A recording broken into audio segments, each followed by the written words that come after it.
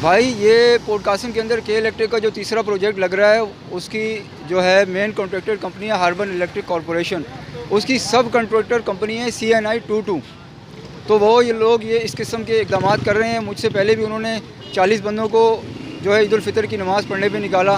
رمضان timing ان کے لیے انہوں نے جو ہے وہ نرم نہیں کی، اسی طرح سے ایک عام ٹائمنگ میں ان سے کام لیتے رہے رمضانوں میں، لیکن جب وہ عید کی نماز پڑھنے گئے تو ان کو گیٹ سے اندر داخل نہیں ہونے دیا۔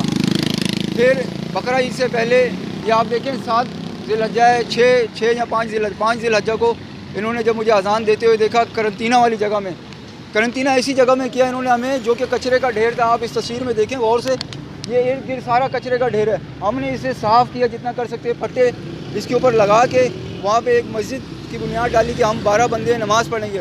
میں نے اذان دی، انہوں نے فوراً میری تصویر کھینچی، اپلوڈ کی وی چیٹ گروپ کے اندر۔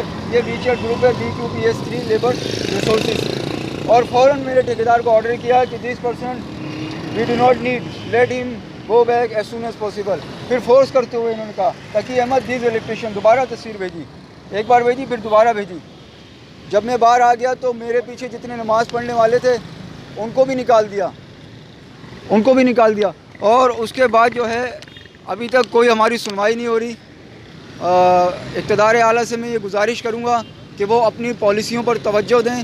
ہمارے یہاں جو لیبر رائٹس ہیں، لیبر قوانین ہیں، لیبر لا، یہ چائنیز لوگ ان کی دھجیاں اڑا رہے ہیں اور بہت زیادتی کر رہے ہیں، بہت ظلم کر رہے ہیں پاکستانی مزدوروں کے ساتھ، اور ہمارے مذہبی جو معاملات ہیں ان کے اندر بہت زیادہ دخل اندازی کر رہے ہیں۔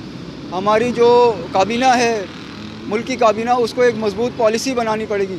چائنا کے اندر بہت سارے لوگ مسلمان ہیں، انہیں چاہیے کہ وہاں سے جو لوگ کام کرنے کے لیے آتے ہیں ان میں مسلمانوں کو بھیجیں، کیونکہ وہ ہمارے طور طریقے جانتے ہیں، اچھے طریقے سے ہم یہاں رہ سکتے ہیں، نہ کہ ایسے لوگوں کو جو ہمارے دشمن ہیں بالکل۔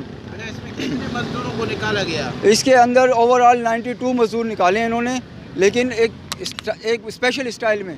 جو چھوٹی عید کی نماز پڑھنے گئے تھے 40 بندے، پہلے ان کو گیٹ بند کر دیا، پھر اس کے بعد نئے مزدور منگائے، وہ کام کرنے لگے۔ جب ذی الحجہ کا مہینہ آیا تو اس میں بھی تھا، انہوں نے کرنٹینہ میں ڈالا۔